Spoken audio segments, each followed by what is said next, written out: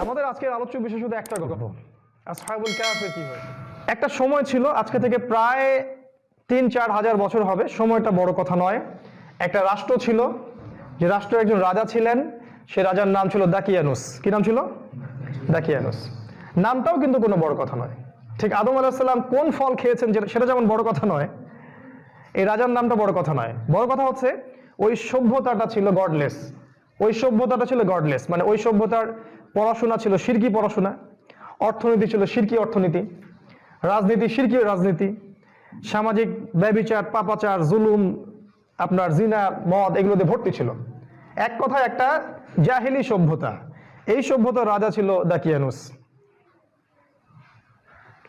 তো এই সভ্যতার মধ্যে আল্লাহ রাব্বুল আলামিন ওই রাজার রাজ পরিবারের, বা কেউ কেউ বলেছেন সংসদ, যেটা আমরা বুঝি সংসদ ভবন, সংসদ, এই সাংসদদের মধ্যে টপ টপ স্কলার, টপ কোয়ালিটির 9 জনকে আল্লাহ পাকে হেদায়েত দেন। সুবহানাল্লাহ। একটা শিরকি রাষ্ট্র যার মধ্যে সাংসদবৃন্দর মধ্যে, প্রশাসনিক কর্মকর্তার মধ্যে আল্লাহ পাক 9 জন যুবককে হেদায়েত দেন। তারা ছিল যুবক, ইয়াং পিপল। তাদের মাঝে আল্লাহ পাক ঈমান জেলে দেন, তাওহীদের ঈমান আলো জেলে দেন। আর যখন তাওহীদ আসবে তখন আপনার কাছে শিরকে খারাপ মনে হবে। তো স্বভাবতই তাদের কাছে আর ওই সভ্যতাটাকে ভালো মনে হচ্ছিল না। তারা তাদের সাধ্যমতো সেই সমাজটা সংস্কার করার চেষ্টা করছিলেন। এক পর্যায়ে যখন জানাজানি হয়ে গেল যে এরা মুসলিম হয়ে গেছে, তখন সেই রাজা ওদের উপর রাষ্ট্রীয় নির্যাতন ছেড়ে দিল এবং আলটিমেটাম দেওয়া হলো ডেকে 3 দিন সময় দিলাম। 3 দিনের মধ্যে যদি তোমরা আবার আমাদের ধর্মে ফিরে না আসো তাহলে তোমাদের শিরোচ্ছেদ করা হবে। এখন 9 জন বসে পরামর্শ করছেন কি করা যায়। সংখ্যা নিয়ে একটু মতভেদ আছে, কেউ 7 বলেছেন, কেউ 9। তো তারা চিন্তা করলো যে আমাদের এখানে থাকা আর পসিবল হচ্ছে না, আমরা আমাদের সাধ্যমতো চেষ্টা করেছি, এখন আমাদের কাছে 2টা অপশন। দেখেন 2টা অপশন। যারা ইসলামের নামে সন্ত্রাসবাদে জড়িয়ে পড়েছেন তাদের প্রতি নসিহা থাকবে। তাদের কাছে 2টা অপশন ছিল, একটা হচ্ছে ওই রাষ্ট্রের বিরুদ্ধে বিদ্রোহ করা, অথবা সেই রাষ্ট্র থেকে চলে যাওয়া। আমি বলে রাখি, এই সূরাটা কিন্তু মাক্কি সূরা। যখন রাসূল সাল্লাল্লাহু আলাইহি ওয়াসাল্লাম মক্কায়, এবং মক্কার পরিবেশটাও ঠিক ওই সমাজের মতোই ছিল। মক্কায় 2টা অপশন, এই সাহাবী, গুটি কয়েক সাহাবীকে নিয়ে হয় আবু জাহেলের রাষ্ট্রের বিরুদ্ধে যুদ্ধ করা, অথবা সেখান থেকে হিজরত করা, অন্য কোথাও চলে যাওয়া। আর কোনো অপশন নাই। আসহাবুল কাহফের সেম ঘটনা। তারা কি ডিসিশন নিলেন? বিদ্রোহ করলেন। আসহাবুল কাহফ কি যুদ্ধ করলেন রাষ্ট্রের বিরুদ্ধে? ওই তাগুতি রাষ্ট্রের বিরুদ্ধে বা ওই শিরকি রাষ্ট্রের বিরুদ্ধে তারা 9 জন মিলে যুদ্ধ করতে যাননি। তারা সেখান থেকে চলে গেলেন, হিজরত করলেন। হিজরত ইসলামের একটা অবিচ্ছেদ্য অংশ। সামনে প্রচুর হিজরত করতে হবে মুসলিমদেরকে। এরপর যেটা ঘটলো, তারা যাচ্ছিলেন কোন একটা জায়গায়, তারা সেই গুহায় যাচ্ছিলেন না, তারা কোন একটা জায়গায় যাচ্ছিলেন, মেবি সেই সভ্যতা থেকে অনেক দূরে কোথাও, যেখানে তারা শান্তিতে নিরাপদে দিন পালন করতে পারবেন। এটা ছিল ওদের উদ্দেশ্য। রাত হয়ে গেল, তারা গুহার মধ্যে ঢুকলেন রাত কাটানোর জন্য, এবং আল্লাহ পাক তাদেরকে ঘুম পাড়িয়ে দিলেন। আপনারা জানেন তারা ঘুম থেকে উঠলেন কত বছর পর? 309 বছর পরে। 300 বছর প্লাস আরো 9 বছর, 309 বছর পর ঘুম থেকে উঠলেন। ক্ষুধার্ত ছিলেন, একজনকে পাঠালেন বাজারে যাও এবং খেয়াল করে দেখবে কোন খাবারটা পবিত্র খাবার। ফুড কনসিয়াসনেস, খাবার যেটা খাচ্ছেন ভালো খাচ্ছেন না খারাপ খাচ্ছেন, এটা কিন্তু প্রাচীন সুন্নাহ। কারণ এই যুগে শেষ জামানায় খাদ্য করাপ্টেড হয়ে যাবে, খাদ্যের মাধ্যমে আপনাকে মেরে ফেলা হবে। বারবার বলছি, আসহাবুল কাহফ এবং সূরাতুল কাহফ এটাই হচ্ছে শেষ জামানার সূরা। কিভাবে?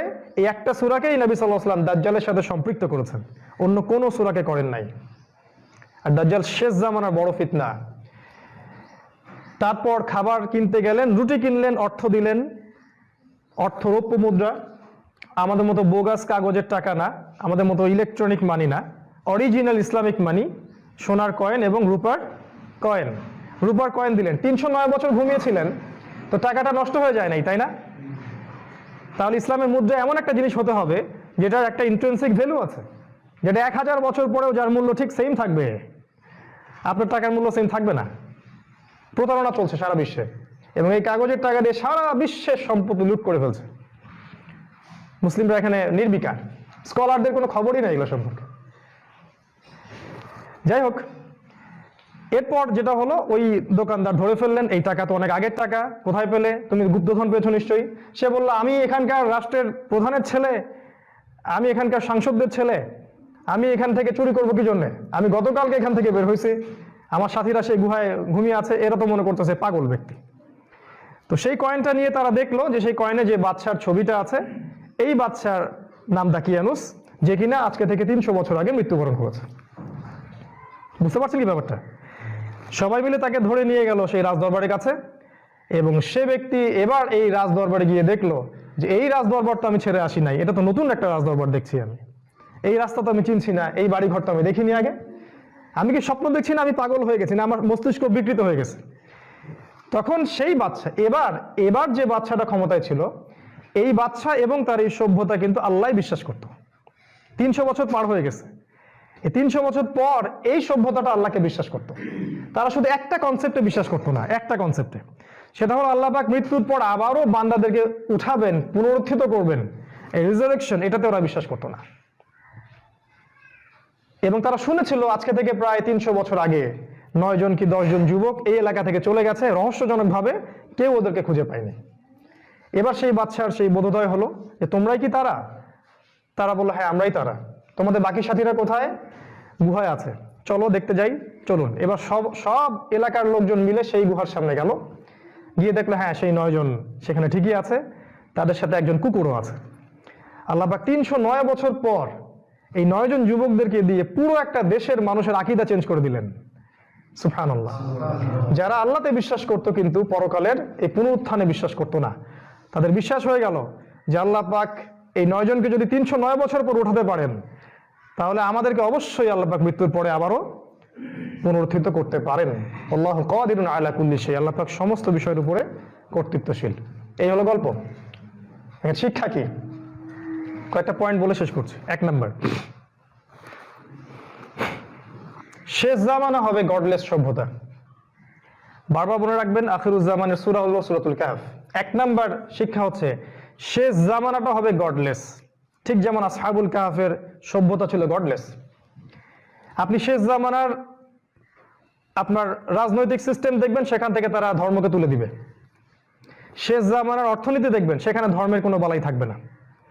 শেষ জামানার শিক্ষানীতিগুলো দেখবেন, সেখান থেকে ধর্মকে তুলে দেওয়া হবে। শেষ জামানার সামাজিক অবস্থাগুলো দেখবেন, এখান থেকে ধর্মীয় হেদায়েত উঠে যাবে।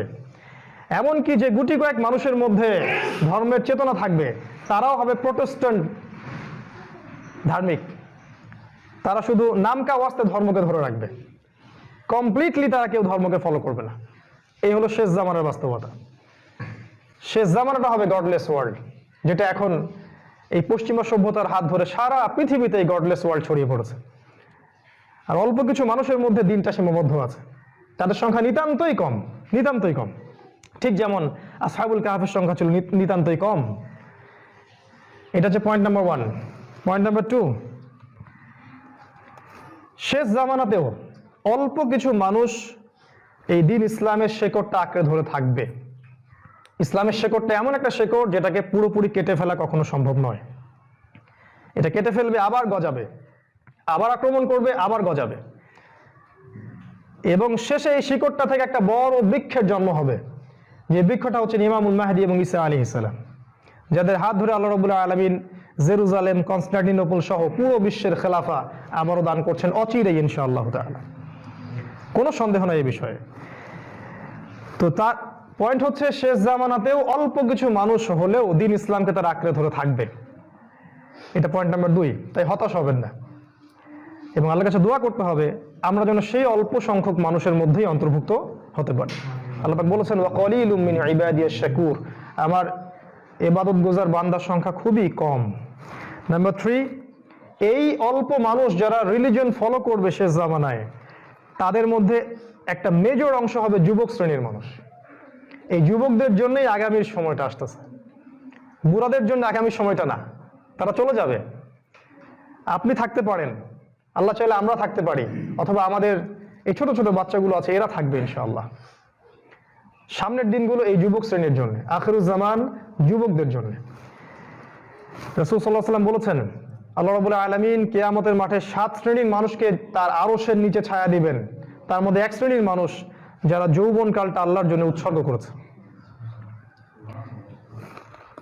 তাই যুবকদের প্রতি নাসিহা থাকবে, জ্ঞান অর্জন করুন, প্রচুর জ্ঞান অর্জন করুন, পড়াশোনা করুন, ভার্সেটাইল বইপত্র পড়ুন, কোরআন, সুন্নাহ, হিস্ট্রি, ইকোনমিক্স, ফিলোসফি সব বইপত্র পড়তে হবে।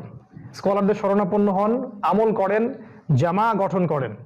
যারা দিনের জন্য কাজ করছেন সবার সাথে মিউচুয়াল আন্ডারস্ট্যান্ডিং রেখে চলেন, একটা উম্মাহ গড়ে তোলেন, পরিবার গড়ে তোলেন, শারীরিক প্রিপারেশন নেন, মানসিক প্রিপারেশন নেন, ইমান তাজা রাখেন, একসাথে থাকেন। সামনে দাওয়াত এবং জিহাদ আপনার জন্য অপেক্ষা করছে ইনশাআল্লাহ, ইনশাআল্লাহ তাআলা। আসহাবুল কাহফের ক্ষেত্রেও তারা ছিলেন অল্প কিছু যুবক। সামনের দিনগুলো হবে যুবকদের জন্য ইনশাআল্লাহ। 4 নাম্বার পয়েন্ট হচ্ছে, এই যুবকদের কিন্তু মধ্যে বেশিরভাগই ছিল উচ্চ পদস্থ কর্মকর্তা। তারা কিন্তু রাস্তাঘাটের ছেলেরা ছিলেন না, তারা কেউই কিন্তু রাস্তাঘাটের অর্ডিনারি পিপল ছিলেন না আমাদের মতো। এই আসহাবুল কাহফের প্রায় ম্যাক্সিমাম ব্যক্তি ছিলেন ওই সময়কার রাষ্ট্রীয় যে পদমর্যাদা আছে, প্রশাসনিক কর্মকর্তার ছেলে। আজকে আমাদের রাজনীতিবিদদের প্রতি নসিহত থাকবে, প্রশাসনিক কর্মকর্তাদের প্রতি নসিহত থাকবে। প্রত্যেক যে সদস্য, প্রত্যেক যে ভাই, মুসলিম ভাই, আপনি প্রশাসনে আছেন, র্যাবে আছেন, পুলিশে আছেন, আর্মিতে আছেন, যে কোনো বাহিনীতে আছেন, ইভেন পলিটিক্সে আছেন, তাদের সবার প্রতি নসিহত থাকবে, আসহাবুল কাহফের মতো হয়ে যান সময় থাকতে। আপনার এই মেধা, আপনার এই শক্তি, আপনার এই ক্ষমতা যা আল্লাহ আপনাকে দিয়েছেন, আল্লাহর পথে ঢেলে দেন ইনশাআল্লাহ। আগামী দিন আপনার জন্য অপেক্ষা করছে। যদি আসহাবুল কাহফ এই 9 জন মিলে পুরো ওই কান্ট্রি, ওই সভ্যতার বিরুদ্ধে থাকতে পারে, আপনারাও পারবেন ইনশাআল্লাহ। আমরা জানি যে আপনারাও মুসলিম, হয়তো চাপের কারণে হোক, দুনিয়াবি কোনো কারণেই হোক, ইমানের চর্চা না থাকার কারণেই হোক, কোনো না কোনোভাবে আপনাদের হৃদয়টাকে করাপ্টেড করে ফেলা হয়েছে। আমরা দোয়া করব আল্লাহ পাক আপনাদেরকে যেন ইসলামের দিকে ফিরিয়ে নিয়ে আসেন। কারণ আপনাদের দ্বারা যে খেদমতটা সম্ভব, সেটা আমাদের মতো অর্ডিনারি পিপলদেরকে দ্বারা সম্ভব নয়। আপনাদের মধ্যে পড়াশোনা আছে, ম্যাচুরিটি আছে, আপনার ওয়ার্ল্ড অ্যাফেয়ার্স বোঝেন, ইকোনমিক্স বোঝেন, পলিটিক্যাল সায়েন্স বোঝেন, আপনার রিলিজিয়নও বুঝবেন ইনশাআল্লাহ। সঠিক জায়গায় আসলে রিলিজিয়নও বুঝবেন ইনশাআল্লাহ।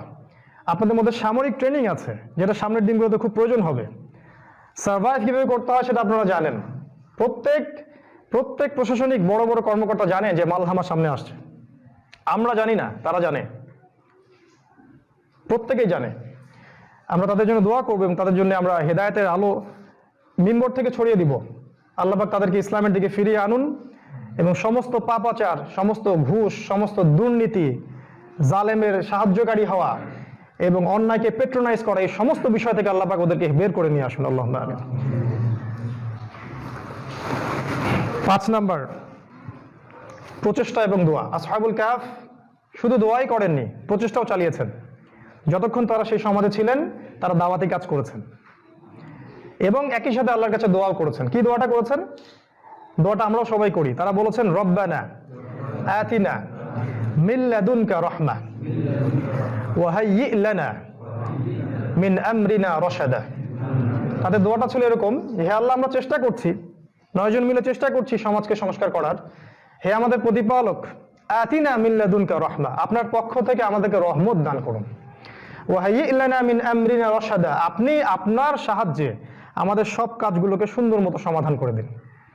আল্লাহর রহমত এবং সাহায্য না থাকলে প্রচেষ্টা কোনো কাজে আসবে না। আবার শুধু দোয়া করেই ক্ষান্ত থাকলে হবে না, চেষ্টাও চালাতে হবে, তখনই গিয়ে একটা রেজাল্ট পাওয়া যাবে ইনশাআল্লাহ। এটা 5 নাম্বার। 6, হিজরত। এটা শুনতে শুনতে আমার পক্ষ থেকে হয়তো বিরক্ত হয়ে গেছেন আপনারা, কিন্তু সামনের দিনগুলোতে বুঝবেন এটার বাস্তবতা কতটুকু। এই কথাগুলো আপনাদের মনে পড়বে ইনশাআল্লাহ। আসহাবুল কাহফ ওই সমাজে চেষ্টা করেছিলেন, পারেন নাই, দোয়া করেছেন, এক পর্যায়ে সেখানে টিকতে পারেননি, কারণ জালেমের শক্তি এত বেশি ছিল, তারা টিকতে পারতেন না। এক পর্যায়ে তাদেরকে ছেড়ে চলে যেতে হয়েছে সেই সমাজ। সামনের দিনগুলোতে আপনি যখন দেখবেন আরো বেশি বেশি সমস্যা আসছে সমাজে, একটার পর একটা ফিতনা আসছে, মালহামা লঞ্চ হচ্ছে, রাষ্ট্র রাষ্ট্রে যুদ্ধ জড়িয়ে পড়ছে, খাবার পাবেন না আপনি, খাবার, পানি, বিশুদ্ধ বাতাস, এগুলো সংকট হচ্ছে, আপনাকেও অনেক দূরবর্তী কোনো কান্ট্রি সাইডে হিজরত করতে হতে পারে। সেই প্রিপারেশন এখন থেকে নিয়ে রাখতে পারেন। এটা আমার নাসিহা। ডিসিশন আপনি নেবেন, এটা আমার নাসিহা, কারণ আমি নিজের জন্য যা পছন্দ করব আপনাকে সেটাই বলবো। হিজরত একটা অবিচ্ছেদ্য অংশ। আমাদের নবীকে হিজরত করতে হয়েছে, মক্কা থেকে মদিনা, তার আগে মক্কা থেকে আবিসিনিয়া, তার আগে মক্কা থেকে তায়েফ করতে হয়নি? রাসূলের সুন্নাহ এটা। ইব্রাহিম আলাইহিস সালামকে হিজরত করতে হয়েছে, আসহাবুল কাহফকে হিজরত করতে হয়েছে। আপনি যখন ঈমান নিয়ে চলবেন, প্রকৃত ঈমান, যে ঈমান নিয়ে চললে হাতের মধ্যে আগুন রাখার মতো হবে, তখন এই দুইটা অপশনই আপনার সামনে থাকবে। হয় সেখান থেকে ঈমান নিয়ে হিজরত করা, অথবা আল্লাহর পথের দাওয়াত এবং জিহাদের রশি ধরে রাখা। তৃতীয় কোনো অপশন সেখানে নাই। এটা একটা বিষয়। একটা হাদিস মনে করিয়ে দিই, রাসূল সাল্লাল্লাহু আলাইহি ওয়াসাল্লাম বলেছেন, শেষ জামানায়, খুব ভালো করে বুঝবেন, শেষ জামানায় একজন মুমিনের জন্য এই ফিতনা মুক্ত শহরে থাকা ইম্পসিবল হয়ে যাবে। তখন তার জন্য সবচেয়ে সেরা সম্পদ হবে কিছু বকরি, কিছু গাভীর পাল, কিছু জমি, কিছু সোনা এবং রূপা। এগুলো নিয়ে সে হিজরত করবে প্রত্যন্ত পাহাড়ি অঞ্চলে। এটা নবীজির হাদিস। তিনি জানতেন সামনে এরকম একটা অবস্থা হবে, এই জন্যই তো হাদিসগুলো বলে গেছেন। এই সময়গুলো সামনে আসবে, আল্লাহ পাক আমাদেরকে প্রস্তুতি নেওয়ার তৌফিক দান করুন, আল্লাহুম্মা আমিন। 7 নাম্বার, আল্লাহর সাহায্য, মুজিজা। দেখুন, যখন আপনি আল্লাহ পাকের পথে আসবেন পরিপূর্ণভাবে, আল্লাহ পাকের উপর দায়িত্ব হচ্ছে আপনাকে সাহায্য করা। আসহাবুল কাহফ যখন আল্লাহর পথে চলে আসছে তাওহীদের সাক্ষী দিয়ে, আল্লাহ পাক তাদের জন্য তার পথকে প্রশস্ত করে দিয়েছেন। 309 বছর ঘুম পাড়িয়ে রেখেছেন নিশ্চিন্তে। এদিকে সমাজ ধ্বংস হয়ে যাচ্ছে, কিন্তু তারা নিশ্চিন্তে ঘুমিয়ে আছেন। খেয়াল করেছেন? কোনো টেনশন নাই, তারা ঘুমিয়ে আছেন। এবং অল্প কিছু মানুষকে দিয়ে আল্লাহ পাক কিয়ামত পর্যন্ত মানুষদেরকে হেদায়েত দিয়ে দিলেন যে কিয়ামত অবশ্যই হবে, পুনরুত্থান অবশ্যই হবে। কিয়ামত পর্যন্ত যতদিন কোরআন থাকবে ততদিন পর্যন্ত মানুষ এদের গল্প পড়তে থাকবে। প্রতি শুক্রবারেই অসংখ্য মুসলিম এই গল্পটা পড়বে, অথচ তারা কিন্তু জানেই না যে তাদেরকে নিয়ে কোরআনে এরকম আয়াত নাজিল করা হয়েছে। আল্লাহ সাহায্য আসবে ইনশাআল্লাহ যখন আপনি হকের পথে থাকবেন। 8 নাম্বার, আপনি আল্লাহর মুজিজা দেখতে পারবেন। কিভাবে? আসহাবুল কাহফ যখন ঘুমিয়েছিলেন, তাদের ঘুমের যেন ডিস্টার্ব না হয়, আল্লাহ পাক সেজন্য সূর্যকে উঠানোর সময় ডান দিক দিয়ে হেলাতেন আর ডোবানোর সময় বাম দিক দিয়ে হেলাতেন। আল্লাহ পাক প্রকৃতিকে তাদের অনুগত করে দিয়েছিলেন। সুবহানাল্লাহ। আজও যদি কেউ আপনি হকপন্থী হতে পারেন, আমরা পারি, আল্লাহ পাক প্রত্যেকটা বিষয়কে আপনার অনুগত করে দিবেন ইনশাআল্লাহ। আল্লাহ পাক চাইলে আসমান থেকে ফেরেশতা নামিয়ে আপনাকে সাহায্য করতে পারেন। আল্লাহ পাক এটা করেননি? বদরের মাঠে করেননি? উহুদে করেন নাই? ইসলামের ইতিহাস অল্প কিছু মানুষকে নিয়ে বড় যুদ্ধ জয়ের ইতিহাস। আমরা বড় সৈন্য সামন্ত এবং অস্ত্রশস্ত্র নিয়ে কখনো যুদ্ধে নামি নাই। প্রতিটা জায়গায় আমরা জিতেছি কেন? ঈমানের কারণে, আল্লাহর সাহায্যের কারণে। গায়েবী মাদাদ আসবে ইনশাআল্লাহ। শুধু তাই নয়, খেয়াল করে দেখবেন এই গল্পটা পড়লে, ঘুমের মধ্যেও আল্লাহ পাক তাদের পার্শ্ব পরিবর্তন করাচ্ছিলেন। সুবহানাল্লাহ। তারা ঘুমিয়ে আছে, আল্লাহ পাক ফেরেশতাদেরকে দিয়ে তাদের পার্শ্বটা পরিবর্তন করাচ্ছেন, ডানে একবার বামে একবার। কেন করাচ্ছেন? তাদের মূল্য এত বেশি কেন? তাওহীদ, ঈমান, এই কারণে। আজকেও যদি আমরা আল্লাহর পথে এইভাবে থাকতে পারি, আল্লাহ পাক আমাদেরকে ঘুমের মধ্যেও হেল্প করতে পারেন ইনশাআল্লাহ। আজকে হীনমন্যতা ত্যাগ করতে হবে এবং আমাদের যে রক্ষণশীল চেতনা, শেকড় ভুলে যাওয়া, আমরা যে এখন হীনমন্যতায় ভুগছি, এটা ত্যাগ করতে হবে। 2 শ্রেণীর মানুষ পাবেন, হতাশাবাদী এবং আশাবাদী। হতাশাবাদীদের জন্য আখিরুজ জামানে কোনো অংশ নাই। আল্লাহ পাক বলেছেন যে ওয়ানতুমুল আলাউনা, অবশ্যই তোমরা বিজয়ী হবে, ইন কুনতুম মুমিনিন, যদি তোমরা প্রকৃতপক্ষে মুমিন হয়ে থাকো। ওয়ালা তাহিনু তাদউ ইলা সালম, তোমরা হীনবল হয়ো না, ইসলামের দিকে ডাকতে থাকো। ওয়ানতুমুল আলাউনা, তোমরা বিজয়ী হবে। আল্লাহু মাআকুম, আল্লাহ পাক তোমাদের সাথে আছেন। ওয়ালা ইয়াতিরুকুম আমালুকুম, আল্লাহ পাক তোমাদের আমল কখনো বিনষ্ট করবেন না ইনশাআল্লাহ। আর কিছু পয়েন্ট ছিল, সেগুলো আজকে বলার সময় পাচ্ছি না, আপনারা পরে ইনশাআল্লাহ পড়ে নেবেন। যেমন একটা বলেছিলাম যে খাবার করাপ্টেড হয়ে যাবে, শেষ জামানায় খাবার করাপ্টেড হয়ে যাবে। যে খাবার খাচ্ছেন সেটা সম্পর্কে সচেতন থাকবেন। এমন কোনো খাবার পেটে ঢুকাবেন না যেটা ম্যানুফ্যাকচার্ড। এগুলোর মধ্য দিয়ে সাইলেন্ট কিলিং করা হচ্ছে মুসলিমদেরকে এবং সারা বিশ্বের মানুষদেরকে সাইলেন্ট কিলিং করা হচ্ছে। এমন এমন জটিল রোগ তারা সৃষ্টি করে দিবে যেটা ট্রিটমেন্ট করতে করতে সারা জীবন শেষ হয়ে যাবে। ম্যানুফ্যাকচার্ড খাবার খাবেন না, বাচ্চাদেরকে ভুলেও বাইরের কোনো খাবার দিবেন না, বাসার খাবার দিবেন, দেশি খাবার খাওয়াবেন। কারণ শেষ জামানায় খাবার করাপ্টেড হয়ে যাবে। ওই যে তারা বলেছেন বাজারে গিয়ে দেখবে কোন খাবারটা পবিত্র। সচেতনতা। অর্থ করাপ্টেড হয়ে যাবে শেষ জামানায়, মানি করাপ্টেড হয়ে যাবে। একটু আগে আমি বলেছি, গোল্ড কয়েন এবং রূপার দিরহামটা উঠিয়ে দিয়ে বোগাস সব মানি তারা ছেড়ে দিবে। এই জন্য আপনার যদি সম্পত্তি থেকে থাকে বেশি, হয় জমি কিনে রাখেন, গাছপালা লাগান, ব্যবসা ইনভেস্ট করেন, না হলে আপনি গোল্ড কয়েন এবং রূপায় কনভার্ট করেন। এই পেপার মানি এবং ইলেকট্রনিক মানিগুলো সামনে থাকবে না। সর্বশেষ কথা হচ্ছে, আখিরুজ জামানে যদি আমরা টিকতে চাই, আমাদেরকে আসহাবুল কাহফের মতো দৃঢ় ইমানদার হতে হবে। একসাথে ইউনাইটেড থাকতে হবে, সবাই মিলে একসাথে থাকতে হবে। মত পার্থক্য থাকলেও সবাইকে একসাথে থাকতে হবে। 10টা সংগঠন থাকলেও সবাইকে একসাথে থাকতে হবে, সবার মাঝে মিউচুয়াল আন্ডারস্ট্যান্ডিং থাকতে হবে। ঠিক আছে, আপনি একটা দল করেন, আপনি একটা মাযহাব করেন, আপনি তরিকা করেন, কোনো সমস্যা নেই, যতক্ষণ আল্লাহ, কোরআন, রাসূল, কেবলায় আপনার সাথে আমার মিল আছে। ইখতিলাফি বিষয়গুলোকে এড়িয়ে গিয়ে এই যুগের স্বার্থে, শেষ জামানার স্বার্থে আমাদেরকে ঐক্যবদ্ধ হয়ে ইসলামের পতাকাটা বহন করতে হবে। এটা যদি যত তাড়াতাড়ি বুঝবেন তত ভালো। This is too late, already অনেক দেরি হয়ে গেছে, আর দেরি করবেন না। উম্মাকে ঐক্যবদ্ধ করার চেষ্টা করুন, এমন বিষয় নিয়ে তর্ক করবেন না যেটা উম্মার মাঝে বিভক্তি সৃষ্টি করে। আর শেষ জামানাকে ডিল করতে হলে আপনাকে শুধু বাহ্যিক নলেজ অর্জন করলে চলবে না, যেটা আপনাদের এডুকেশন সিস্টেম বাহ্যিক নলেজ অর্জন করায়। ইন্টারনাল নলেজ অর্জন করতে হবে, যেটার জন্য আপনাকে কোরআনের কাছে আসতে হবে, রাসূলের সুন্নাহর কাছে আসতে হবে এবং এগুলো অনুযায়ী আমল করতে হবে, আল্লাহর কাছে দোয়া করতে হবে। তখন আল্লাহর পক্ষ থেকে নূর আসবে ইনশাআল্লাহ। Then you can see something the others can not see. তখন আপনি এমন কিছু দেখতে পারবেন যেটা অন্যরা দেখতে পারবে না।